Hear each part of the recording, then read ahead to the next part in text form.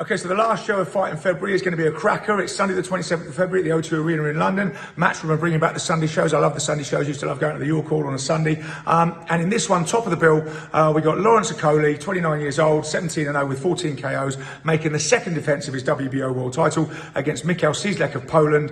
Cieslak is 32 years old and he's 21-1 with 15 KOs in those 21 wins. Now that one defeat, interestingly enough, came against Ilunga Makabu. Cieslak went out to the Congo to fight Makabu, in his hometown, and came away a points loser. He's fighting him for the WBC title that Makabu holds.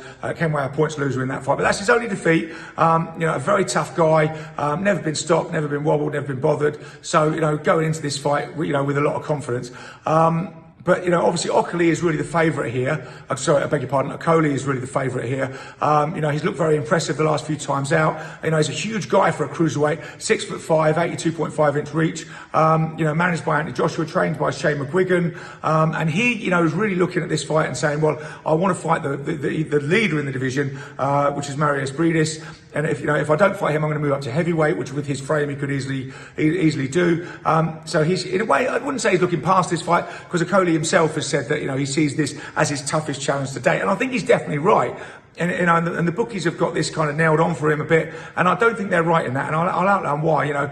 Cieslak, like I say, he's very strong.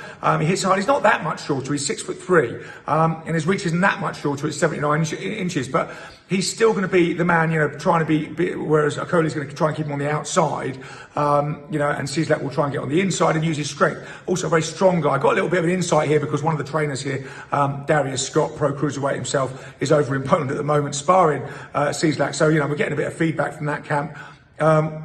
They're very happy with the way everything's going. They've got heavyweights in, multiple sparring partners. Cieslak's conditioning is great. His strength is great. He hits very hard. He's got a great chin as well. Now that's been kind of proven, and what the Cieslak camp are saying is Okolie's chin hasn't really been tested yet. So it's a little bit of an unanswered question.